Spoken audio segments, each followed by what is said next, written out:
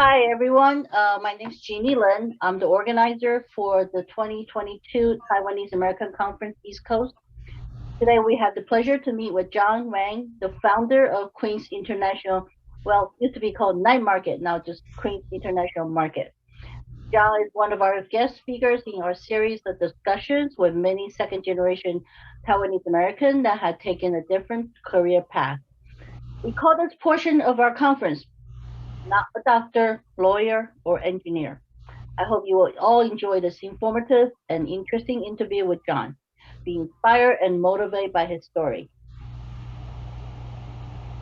Okay, so we'll start with John. We'll start with turn off the video for myself. Okay, we'll start with a couple. Can John? Can you talk about a little bit about your background? Sure. Funny enough, I was a lawyer at one point, so I'm not sure how far out of that loop I am. I was born and raised in Texas, a city called Arlington. My parents were from Taiwan. My older brother was born in Taiwan, and I was born in Texas, and my little brother was born in Texas. Uh, I went to school, undergrad in Michigan, went to graduate school, law school, and business school at Yale, and then I was a corporate lawyer here in Manhattan for about 4 years until I paid off all my student loans, and then I quit and tried to figure out what I wanted to do with the rest of my life. And 2 years after that, I started the Queens Night Market. So in 2014, 2015, it was named Queens International Night Market, but over the years we felt comfortable dropping the word international from that. So it was a little bit less of a mouthful and more efficient in some of our marketing and our graphics and such. Okay. So what inspired you to organize the Queens Night Market? And if is there a difference between the night market versus the New York City street fair that we see a lot? What inspired me? A lot of things. I spent I guess like a lot of kids here, a lot of Taiwanese kids here. I spent my summers in Taiwan with my relatives there. And as a kid, all I ever really wanted to do was go to night markets, every one I could come across, and I would beg my family to take me. And I don't think I was much of a foodie then, but it was something about the electricity, the late night, the late hours, all the games, all the smells, all the people. It was super charming, I found. And that was when I was a kid. And as I got older and had the means to travel more, I found myself all I really wanted to do when I traveled was to go to local markets, whether they were night markets or day markets or just anywhere the sort of locals were really hustling and bustling and cooking, selling, vending. To me, that was the most amazing gateway and access point to other people's cultures. So when I quit being a lawyer, I was trying to figure out what I wanted to do with the rest of my life. And I dabbled in a couple of projects, none of them related to law, but they all fell through, and they kind of fell through mostly because they were dependent on someone else's special skills. So one of them was a sort of food tech app I was working on, and that depended on sort of the developer skills of someone I had met along the way. He sort of disappeared off the face of the earth, and I have not spoken to him in years, and actually don't ever know what happened to him. So that fell through. I wanted to start a restaurant in Milan, Italy, and that depended on my friend's sort of language skills as well as his network in Milan. He got cold feet, so that fell through. I also wanted to start a weather consulting business with a friend of mine who is a superstar meteorologist, and he got cold feet. So these three projects ended up falling through, and one day I woke up thinking if I wanted to stay in New York, I would need to do something that, really I thought added to the legacy of New York City and added something, which is hard to do. I think there's so much to do in New York City, and there's so much culture, so many restaurants, so many companies, and so I gave myself the challenge of, thinking of a project that I could really be proud of if it ever came to fruition. So one day I woke up February 2014, There was a day there when I woke up and said, "Wow, you know what? It would be very fun to try to create New York City's first night market." And I convinced myself within that day that I would spend a year doing that. And if it didn't work out, which I was convinced it would not, but if it did not work out, I would move to New Orleans and sort of start a new life there because I love New Orleans also. Okay. Uh, so that was 2014, and now we're in 2022, and it's sort Cheers. of grown beyond what I ever could have imagined. Especially given the fact that I was sure convinced within a year it would Feel fail. I would learn why there was no night market in New York City. Okay. So the thing is, we see a lot of street fair Oh, in right. the city, and how's that different from your night market? Um, a couple of things. One is probably the price cap on food. Okay. So one of the things I wanted to try to replicate or pay homage to in the Queens Night Market is, uh, when you travel to other countries and visit their markets, especially if they're, in the developing countries, uh, you get as a traveler, especially from the U.S. or from Taiwan, uh, you know, the dollar or it really takes you far at these markets, and so Okay. uh, and that's something that you feel very privileged by. I feel sort of sometimes guiltily so, because what would cost you, one meal here in the U.S. You could feed yourself for a week in these markets and with no less quality. So to me, it was important in order to replicate some of that experience, but also just to maximize the type of people, the number of people, and the types of backgrounds of people that could come to the event. It had to be uniquely affordable. And so that in 2015, we introduced a $5 price cap on any food you could buy at the Queens Night Oh, Market. I think in 2017, we started introducing a few $6 exceptions. okay. But now still the majority of food vendors are selling at $5 or less, and then the remaining are at $6 or less. So that's one thing we're very different from, I think, any event in New York City, and maybe even that I know of in the U.S. Another difference is the operating hours. We operate until midnight. Most of these other fairs close at sundown or at 5 or 6. And the third one is really a curatorial, mission-driven aspect. So my intent is to represent as many countries through their food as possible at the event. And so one of the facts or data points I'm most proud of about the Queens Night Market to this point is that we've represented about 95 countries through our vendors and their food. Wow. So that's like very, very specific in the way we curate. And along with that, we sort of insist that the people who are selling the food actually grew up eating the food, right? So there's something about the story there that is hard to replicate. So we don't really take, someone who was from Mexico and decided to go to sushi, to train in sushi and then wants to sell sushi, and we don't take things like, sushi tacos because who actually grew up eating that. I mean, in the next generation, there will have been people who probably grew up eating that, but right now, like our intent is to preserve traditions as long as possible, and a lot of these traditions are, probably here not for very long, for much longer, and so there are other street fairs or whatever, not just street fairs, but food festivals and all these kinds of things they curate based on how cool it looks and how much popularity is going to add to their event for having it. I try not to bother too much with that because I think just focusing on the stories themselves and making sure that people who are selling them grew up eating them is tricky enough. Like that weeds out and filters out a lot of people. So is there any particular reason you pick out of 5 borough, you pick Queens?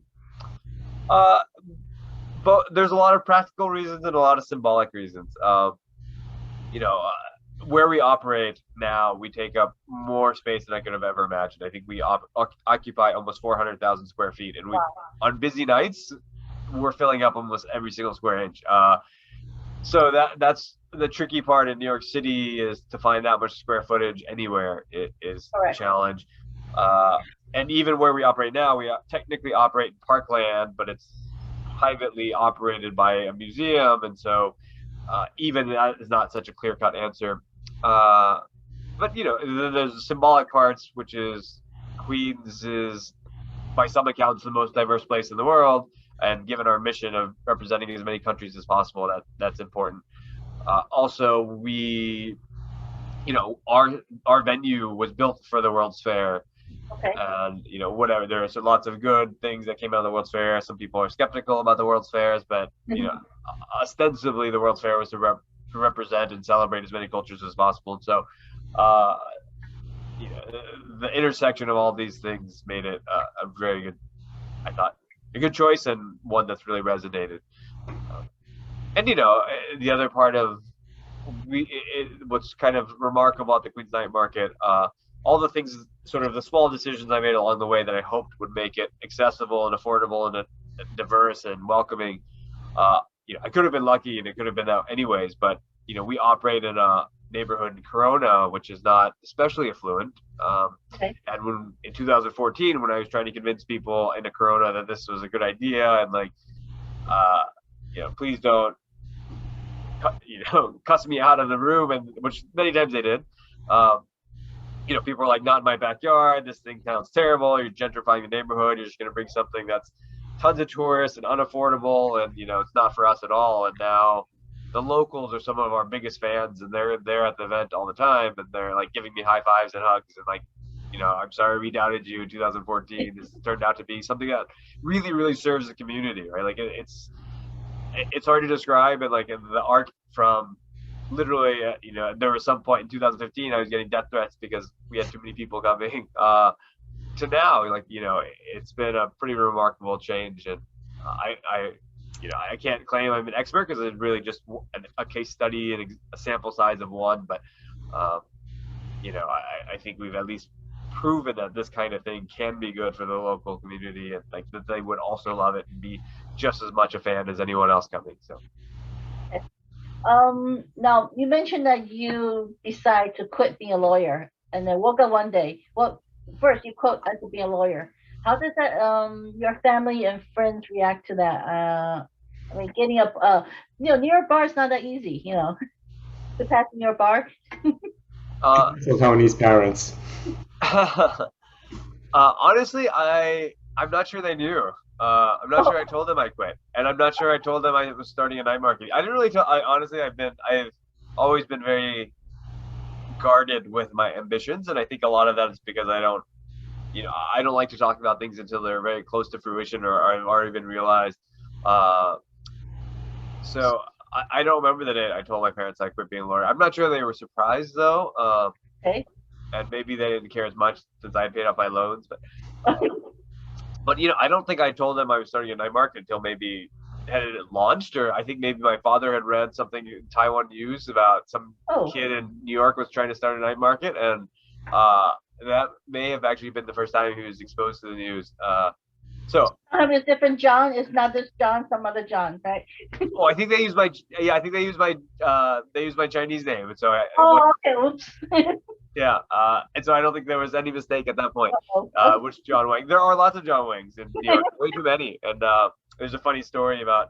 I just told this recently because I just remembered it. I think back in 2016, maybe 2017, a reporter called me, and reporters call me every so often and ask me questions. And this one just got straight into it and was asking me all these questions about politics and campaign finance, and I was like.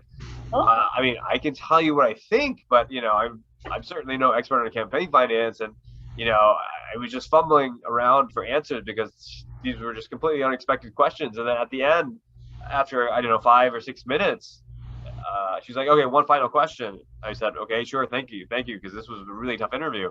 She said, "How does it feel to have been released from prison?" I said, "Excuse me?" She was like, "You're John Wang, the lawyer." I'm like, "Yes, I was a lawyer." She's like, "Weren't you just released from prison for like campaign fraud?" I was like, no. And so I asked her to strike the record completely. Like I retract all my answers. Like none of that was I'm the wrong person. They're like, "Oh, that's another John Wang." So, and there's another John Wang on the mayor's team. And I thought people call me asking, for, access to the mayor. And I'm like, I think that's John Wang. So, yeah. There's a lot of Speaking of the access to the mayor, I mean, it seems like somehow you landed the site, and I guess now the Queensboro has been give you more support as time went on. And was it Um, hard to it's get true. them on board? Yeah, it's tricky. I don't want to say we have full support of anyone because that could change at any moment. Um, it's just it's a very sensitive subject. I mean, not super sensitive, but it's a tricky subject because uh, there are things we'd like to do, and sometimes we're not allowed, and sometimes people, sometimes politicians can also step in the way, which has happened quite recently. So I try so hard not to ask politicians for anything, and uh, I don't know. It's tricky. So I mean, look, there's a lot of politicians that come now, and they like being there, and they like having the picture taken there. And I think we've had, we've had U.S. senators and U.S. congressmen, U.S. congresswomen, mayors, and borough presidents, and the entire gamut of folks that like to come, and especially recently, during Electric chair. 2020, someone said 2021 when we reopened after the pandemic, the year after the pandemic, or we're still in the pandemic, but the year after all the cancellations. I think the first few nights were just so every other person was a politician or aspiring politician, and someone said that the Queens Night Market was the new Iowa State Fair, which was pretty funny. So my I think Kenny went to the night market a few weeks ago, and he said, Yeah, it's good to see him. yeah, and he said, "Well, there's a guy. He never met you in person. Yeah. He just supposed to be on the phone." And he mentioned that there's a guy just running around doing everything, cleaning up garbage, moving table, helping sell up the tents and all that stuff. He said that must be John. So is that what you normally do at the night market? Yeah, I mean, I've been lifting the tents since 2015, and I was trying to do a count of how many tents I've lifted and how many sandbags we've lifted over the 7-8 years. Way too many to think of. It's but yeah, I mean, I would like to be doing less of that, to be honest, and especially since I have a kid. But it's not easy, right? Like I think I'm probably a little bit micromanager. So when I let some of my help set the tents without me looking, and then I look over and they're off by 6 inches, I walk over there and make them redo it. And so sometimes there's a little bit of that, but yeah, it's hard for me to let go. It's also hard for me to find the right person to sort of hand the reins over to. And then part of it is, we're a super, super lean organization. One of the problems with the price cap on food is that savings that we're trying to pass on to customers ultimately sort of works its way back to my bottom line. So, vendors, what they're selling for $5 at the night market would easily go for $10, $12, $13 anywhere else in the city. So they're taking pretty substantial cut to their margin to be there.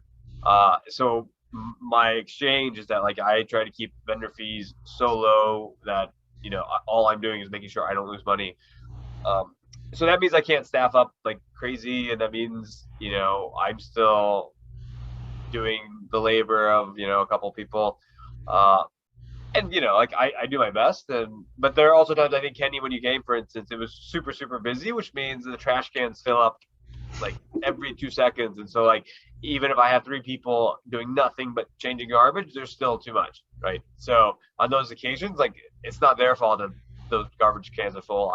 So I have to chip in where I can. So and I used to be on garbage duty all the time, but nowadays I sort of everyone's a little bit more comfortable, and the guys helping me out have been there for a few years, so they sort of know the ropes a bit more. But yeah, for sure, there are many bags of garbage I change per night, and I'm still putting up all the tents with, breaking them down, and so the Saturdays are pretty long.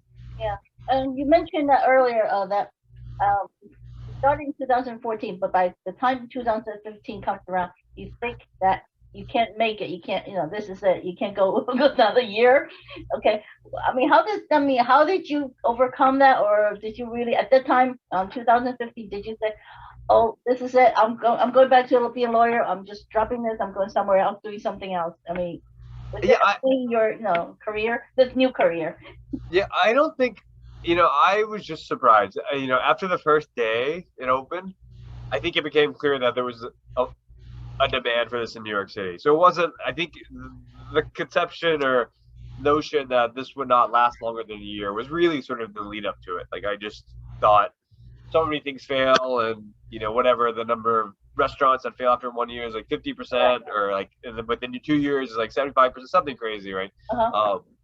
So I was not an entrepreneur by nature, or I had never done anything entrepreneurial, and why would I think I would be any different? So I'm the opposite of a serial entrepreneur. I think most entrepreneurs, for good reason, are super super optimistic, and they sort of almost to the point of being irrational because they're so optimistic, and their sales numbers are like always rosy, and I'm the exact opposite. I'm like, oh my god, this is clearly going to fail, but I have at least the temperament to sort of try it until it fails, and sort of walk into it like, even if there's a good chance it's failed, I'll give it a shot anyway. Once it launched, and like I think it was like April 16th, 2015, I think maybe that was the date.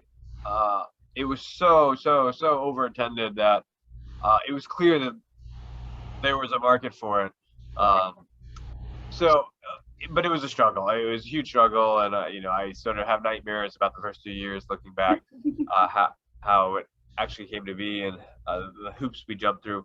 But I don't know. I mean, I'm also not the kind of person who can look out too far into the horizon. So even though I'm 8 years into this, every year's the year I'm rethinking it, and like, oh my god, can I stand to do another year? And it's like, as you guys mentioned, like there are days I'm changing a lot of garbage cans, and I'm like raising lots of light towers, and it's exhausting, and I can't believe I've been doing it for so long.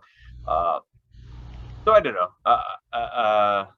So basically, back then, when you first, that morning, when you woke up, say, I want to do a night market, you didn't write a 10-year business plan, right? Oh my god, I'd probably written like a 2-month business plan, I think. And all of it was like made up, right? Like I just made up a bunch of numbers and said like, no one really knows business plans anyways. I mean, I think it's sort of, I don't know, my perception of business plans. It's all made up. No matter how seasoned you are, you sort of make so many assumptions that it's just the actual process of thinking about it or writing it that's important, not the actual numbers. So, and I had never done event planning, nor had I ever been in the food business, and so I was just making stuff up left and right, and actually some of that was actually a benefit, right? So had I been in event planning, had I worked at these markets before, or been in the food business, I think you get stuck in sort of paradigms of way things should be done, and I didn't have the benefit or the detriment of that.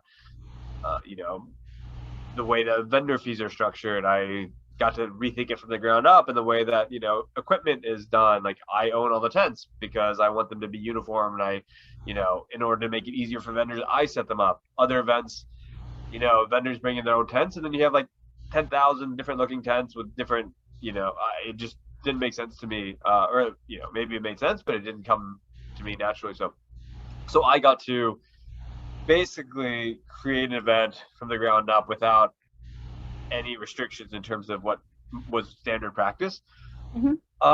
So for better or worse, that's where we are, right? Like I run super lean, and it's the levers that make it work are different than the levers that make other events work, and and I sort of rest. It hasn't been. I would have made much more money had I been a lawyer.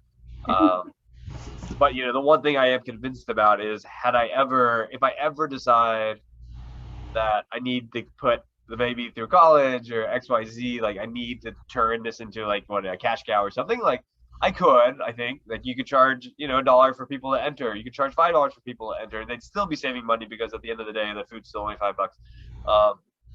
I could let go of the price cap and sort of charge vendors $1 bajillion to be there because we have so many people coming. But those things are, to me, small compromises on the event, so I prefer not to do that, and as long as I can go without it, I will. So there's I don't think there's too much of a sense like that I've lost my earning potential or whatever you call it, because like I still think it's there, but I just, for on principle or moral or whatever reasons, I've decided not to turn those screws. You mentioned before COVID-19 pandemic. I mean, definitely had an effect because there was no large group gathering for for a while. There's a lot of laws and regulation regarding mask, social distancing. So how did you overcome for the past 2 years? Must be horrible for you and also your vendors. How did you? Yeah, I mean, it's hard to talk about now. I thought it was going to be worse. I mean, the tragedies of people dying and people with long COVID and all these things are really, really terrible. Um, and I mean, in 2020, I mean, there was realistically no chance that we were going to open. Like, I was holding out hope until I think February or March, and I canceled our season, or at least indefinitely postponed it when I heard that South by Southwest in Austin had canceled, and they did it sort of but they did it preemptively. Like, there was no call for like cancellations yet at that point. But I thought, wow, if something of that scale and the number of zeros they have behind that thing, if they're canceling, like, I think it's probably a good idea that we should start making plans to cancel. So yeah, that was a tough year, and we weren't like I couldn't get PPP money because the structure of the organization was such that, like, you know I, why I can't even actually remember why. I think because I had like no, Employees. well, that too, but like, even but you didn't have to have employees like necessarily, because you could have used it for expenses, but for whatever reasons my expenses didn't count because they weren't like predictable fixed expenses. I don't know. It was Or like rent towards the landlord, I guess. Yeah, and I do pay letters. Whatever it was, they told me on several occasions that I was not eligible, which was sad because like there were lots of expenses, but whatever. Like, not, it could have been worse. Uh, so we kept busy. Like, I did a bunch of fundraisers. I did, I kept we hired a bunch of our vendors, did fundraising, hired our vendors to feed healthcare workers, and we, focused on a census drive in the fall, and so that was all tricky, and constantly thinking about when do we get to open, and as you got into 2021, it became sort of the political winds became clear that at some point you'd be able to open, but knowing when that was also tricky, and so. Uh, the vendors, I think it was less. I mean, some vendors did really well during the pandemic, I have to be honest. And I think that the sad part of it is really that the impact was so disparate, right? So there were some vendors who, like, I've heard that some restaurants, none that I know, but I heard of a lot of restaurants that retired when they got their PPP money. They're like, this is all we ever needed, and this is such a windfall. Or the restaurant revitalization fund, right? Like, people were getting like hundreds and hundreds of thousands of dollars. Restaurant, yeah. Yeah, I got zero. Like, I got zero of that. I applied many times. So it definitely affected a lot of people differently, and some people were able to transition to delivery, and some people happen to be on a sidewalk that could become an open street, and other people like happen to be on the second floor and weren't allowed to do it. So I don't know, it was just the sort of inequitable or disparate impact of COVID on businesses and people was just that's like a tragedy in itself. But then so I tried to keep busy for a year doing as many impactful things as I could possibly think of. And then we reopened back in June 2021. And then honestly, we've been sort of busier than we've ever been. And I mean, it's a pretty linear line in terms of from 2015 to now in terms of how many people we get on average a night. So I don't know if it was the pandemic necessarily that increased, because I think we were increasing year over year anyways, but it was definitely people were staying longer and super excited to be outdoors in ways I think they hadn't been in forever. So it's hard to reflect now. It's so recent, and I feel like we're still in the pandemic anyways, so it's tricky. You mentioned that there's different ethnicity food going in your market and all. Have you had a chance to taste all of them, or is there a qualification that you need to taste their food before they could become a vendor? Yeah, no, it's funny. This is a question that comes up a lot. I have not tasted everyone's food, and for a couple of reasons. Some are practical, and some are more theoretical, philosophical. I on Saturday, like the prime time for me to eat food would be to try people's food would be on Saturdays, and I actually do not eat on Saturdays. I mean, like when I get stressed out and the adrenaline's pumping, like I do not eat and I cannot eat. Like lose my appetite completely. So, so Saturdays is out of the question. Like even if people hand me food, I usually pass it off to a volunteer or a worker or something. And then in terms of do I taste it for curation purposes? No, and for a couple of reasons. One is much of the stuff or most of the stuff at the Queens Night Market I've either never heard of before, never tasted before, and like have only learned about after reading the application, researching it myself, and then asking for clarification and what this is and why it matters and why it's important to them. So that means like I have no expectation and have no a basis of comparison for what it should taste like, right? So to me, like I can't tell you this thing you grew up eating tastes terrible. It might taste terrible to me, but it might be exactly how it's supposed to taste, right? So I would never like I would hate myself if I were the one because I tasted something and didn't like it to reject someone. So like that's why like on the one hand it's the emphasis on the story in the background weeds out 95% of vendor applications, but it does save me from that like 5% of like needing to say like, oh my god, that tastes terrible, you're out. And the second thing is like really my wife thinks I'm a super picky eater, so I don't like mayo and I don't like mangoes and I don't like pistachios, and so if you gave those to me in a dish and I had to choose based on my own personal preference, I'd be like, you're out of here, no way.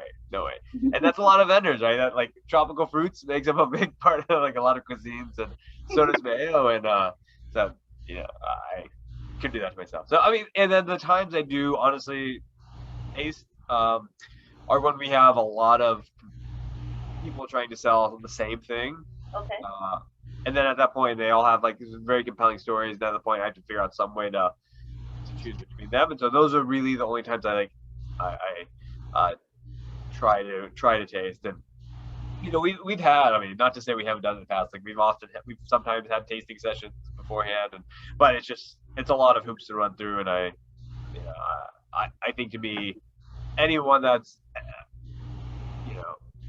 the vendors that vend at the Queens Night Market are not your typical aspiring superstar chefs, like nor do they want to be, right? So as I mentioned, they're very intentionally, purposefully taking a huge cut to their profit margins by being at the Queens Night Market, and they do that because either they don't really care about the money, or two, they love the event so much that they just want to be a part of it. Three, maybe they're testing out their products, but it means like they may not even care if their food doesn't taste great, right? Like, they're really doing it because they really want to share this thing that they love and their family loves with other people. And usually, I think I know it's a cliche, but usually people that make it with so much like love and passion and genuine intent, like it usually tastes pretty good, I think. But they made with love. It is made with. I mean, everyone says their food's made with love, but these people are doing it in a way that they may not care about the profit, and to me, that's important. So they're not trying to cut corners, so they're not trying to like squeeze every percentage point out of this meal. They genuinely are there. Like, and Kenny, you probably saw like the number of tents that just have their entire family under there, right? Like, yeah, it's like the grandma's joyous thing. Yeah, grandma's making dough and mommy's stuffing, cooking, the crepes. And grandkids doing the money, and it's like family event. Yeah, and it's not just like it's a family business. It's really a lot of times none of them are in the business. That they are literally like to them it's like a family picnic, and that's like such a joy, honestly, to deal with these vendors that are there. I mean, some of them are very cutthroat. Some of them like get mad when there's like the power goes out for a second and they're like, oh my god, I lost 6 customers. But 90% of the vendors are like, that's fine, whatever. We like being here, we love it here, and that makes my life a lot easier in terms of like vendor relations, because most of them are just because they love it. So. Would you say part of the reason is like you kind of take on the responsibility now, because you can't you kind of you can't not quit because so many people depend on you to have to showcase a place to showcase their food, a place to gather with the family, and you had the infrastructure to help them out. So I guess this responsibility that you have, you cannot just say wake up you can't, you woke up one day you want to open a night market, but you can't wake up one day and say I quit, correct? It would be hard, yeah, right. Yeah, I'd struggle with that a lot, to be frank. Especially with the baby now, who is just turned 10 months. Like, there will be a day when because it gets stressful when I'm away 24 hours a day on Saturdays, and I sleep Sunday, and it's tricky, and then I got these other projects, so I'm very busy, and it definitely affects my life and family life. And so increasingly I'm thinking about these questions a lot, and thinking about, like, it would be a sad occasion to me, like, if I decided to leave, that it would change, like either it would close. I'm very, very certain that if I left, that something would take its place very quickly. And that's okay with me, as long as they sort of kept the principles of the event in place, which I think is very hard, right? So that's the trick. If I could hand this off to someone who I was very confident would treat it the same, and would sort of treat the vendors the same, and treat the importance of the affordability and the curation process the same, it doesn't have to be me. And I've been, I was telling someone the other day who asked me what my secret sauce was, and I was like, I don't have a secret sauce. Like, I still talk about, in 2016, when I was a feature for the Wall Street Journal, they asked me for my finances, and I was like, here you go. It's like a lot of red numbers, but whatever. Here, you're like, there's no secret. Like, I've never kept a secret from the public, and I am very clear about what we do and how we do it, because, like, to me, there's nothing proprietary about it. Like, it takes a lot of sacrifice to make it work. And but if there were like events like this all over the world and all over New York City, like, that would be great to me. Like, I think that's so. I'm willing to hand, like, the formula over to anyone, because it's totally not secret. And I would hand the keys over to anyone who I thought could do it. So the trick is those two things are the trick, and so it's a matter of I don't know, finding the right person and the right team, or whatever it is. But it would be hard to give up. Like, I have one baby at home, and then I feel like I have 100 vendor babies every Saturday, and then 15, 20, 25,000 visitor babies every Saturday. It's like sounds like Spider-Man, huh? Yeah. And like, oh, by the way, and like another, I don't know, I'm just thinking back about some of the most fun aspects or things I hang my hat on. Most of it I don't, like, right? Like, I do think so much of the Queens Night Market was, like, not because of me, but one of the things I'm very proud of is, one, we have like a Wikipedia page, which is nice, but like, two, we made the Queens Night Market is in a Spider-Man comic, so it was pretty cool. Yeah.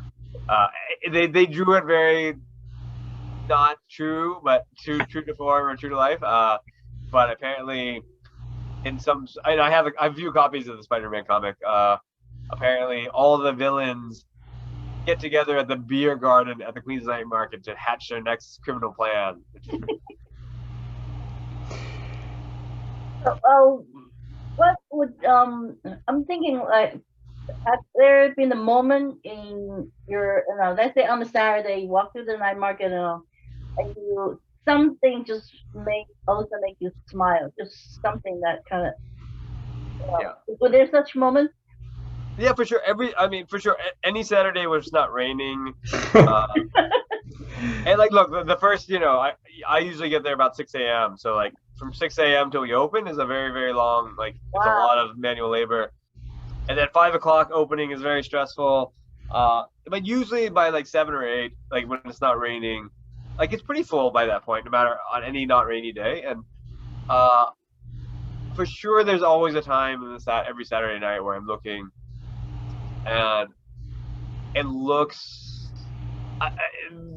it's so like natural, but like it also is sort of remarkable, like in like how diverse the attendees are, right? Like you could, it would mean nothing to me if you had a very diverse mix of vendors, but the audience was just, all white people or all Asian people or all Latin people, and it's very not that, right? Like you look through the crowd and it's like it looks like New York City through and through. Like every socioeconomic status and every background in every neighborhood seems to be represented there.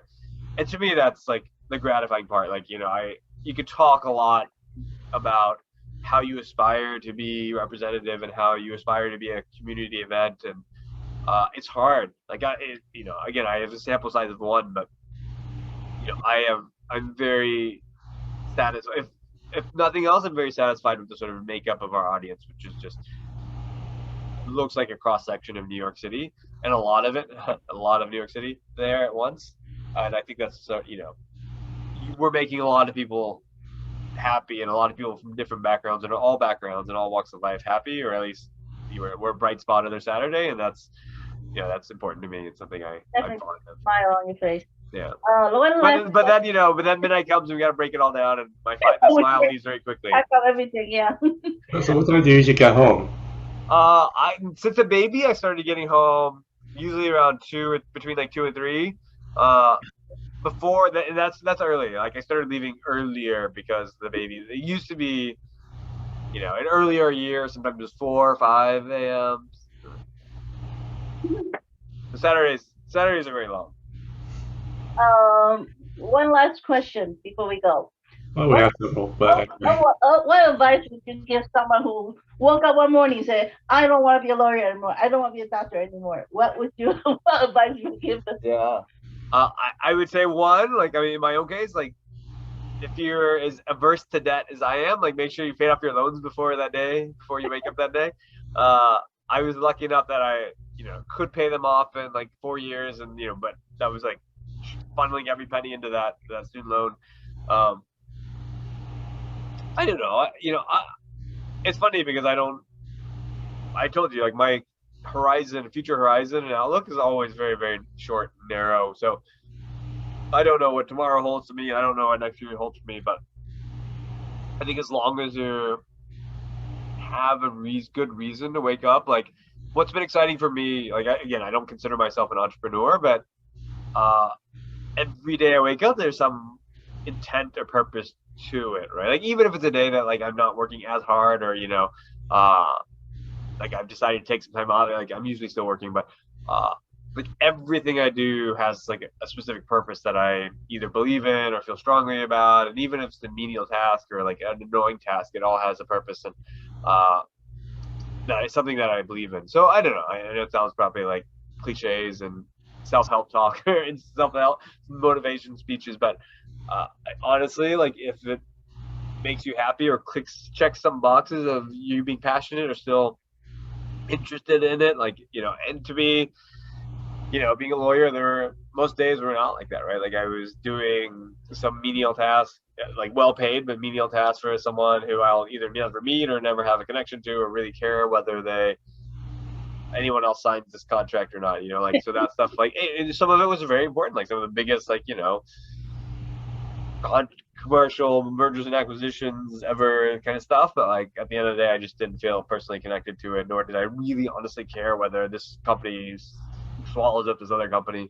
And then there are people that do care, but that was not me. But I did find something that I, at least for the time being, and that it find value in, and even if it's not as financially rewarding as my previous career, that wasn't what really mattered to me. And at least I don't wake up and wonder if I should go to work, I guess I should say. So if someone decides to go out there and start their own little Queens night market somewhere else in Austin or Yeah. or something, what advice would you give them? Oh, wow. I mean, it really depends, right? So there have been so many, hundreds, maybe thousands of events that have sort of somehow modeled themselves after the Queens night market, right? Like, and I'm not even exaggerating. Like, and some of them, there've been other countries that have called me and asked me if I would take the Queens Night Market there. There've been other states. There's been other cities. Like, you know, incredible number. And most of them that start that somehow like steal our taglines or marketing or whatever, like they don't ask me, and that's totally fine. But yeah, the reason I bring that up is because I know of at least, I don't know, half a dozen events that started within 2 years of us, specifically saying we are affordable. We're so affordable that we have a unique price cap, which was, you know, when I did it, it was no longer unique, but, you know, and we have X amount of countries that we've represented and XYZ, right? And they all at some point within a year or two dropped the price cap, dropped the, like, you know, curatorial like parameters, and just like now they're just all sort of back to the same old kind of stuff. And so it was certainly not easy, and it, you know, it takes someone willing to, you know, Not take a make, lot. Like for me, like, it was, you know, the first 2 years were super money losers, and I just kept at it because I thought I could see that the demand was there, and I had hoped that I could sort of flip enough switches that, you know, I wouldn't lose money. And so I mean, it takes a lot of commitment, and, you know, but most of the events that have started off trying to, whether implicitly or explicitly, be like the Queens Night Market, have sort of dropped what I think are our most valuable, you know, I don't know, elements. So it's hard. So I don't know of another one that has done it and kept to it in the same way we have. So I'm not sure I have any, but maybe it's just so, like, it's a stupid idea because it's so unsustainable for everyone else. I don't know. But it's hard. I don't know. I don't know what to say. and people watching this, how can they support you? Oh, I don't know. I mean, they can always write me a personal check, and that would be great. I really, I don't, you know, hopefully this is like a positive and a benefit to the vendors, and, you know, always come support the vendors. And you know, you can support us by supporting the vendors or the other causes we do. You know, like last Saturday we raised, you know, $13,000 for the UN Refugee Agency. So there's sometimes we sort of call on visitors and vendors to sort of share their generosity to do XYZ, and things that are important to us in the community. So, you know, I think that's sort of the best way. And I will say though, my wife really wants our baby to have dual citizenship in Taiwan. So if there's anyone that can help that way, that would be great. I guess we'll have some important people show up at our conference, so maybe we'll see what we can do. Excellent. I wrote the consulate or whoever, I forget, the embassy, and they said they sent me through so much bureaucratic paperwork that I was like, oh my god, I hope I just can call someone one day. When was the last time you've been back to Taiwan? What's that? When was the last time you've been back to Taiwan? 2 years ago, I think. Oh. Yeah. My father lives there, but you know, I haven't been back that much recently, but you know, the baby has not been back yet. But, you know. So thank you, John, for all the very informative information and get to know your story a little bit better. And we definitely will, you know, when we get a chance, we'll visit Night Market. And we're going to let you go now because tomorrow morning you have to up very, very early to set up the tent, right? Yeah. It's 6 a.m. day. Okay. Good night, John. All right. Thank you, guys.